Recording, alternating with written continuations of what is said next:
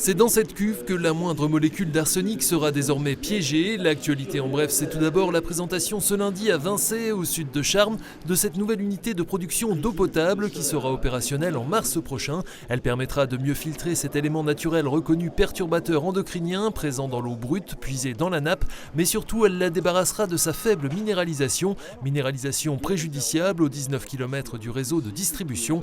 Les 2200 habitants de la commune consomment chaque jour quelques 280 m3, des travaux pilotés par la communauté d'agglomération d'Épinal et d'un coût d'1,3 million €. Quant à l'actuel château d'eau, il sera démoli.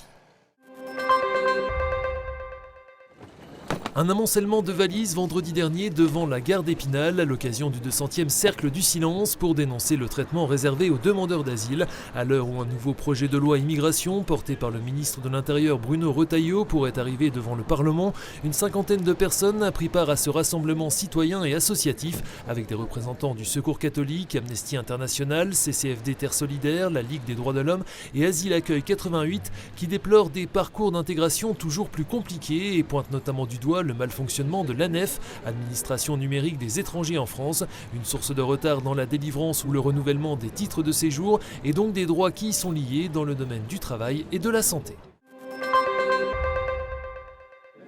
Certains de ces clichés d'un autre temps sont issus des archives publiques, d'autres proviennent de fonds privés. Jusqu'au 21 novembre prochain, au Conseil départemental des Vosges est exposée une page de l'histoire vosgienne, celle de la libération du département il y a 80 ans par les forces alliées. Témoignages photos d'événements souvent tragiques et douloureux, du quotidien de soldats ou civils et des dommages de la guerre. Une exposition agrémentée de panneaux évoquant le territoire, de l'occupation à la libération, mais aussi de visites guidées et d'une conférence qui sera proposée à l'hôtel du département ce mercredi à partir de 18 h sur la libération de Neufchâteau.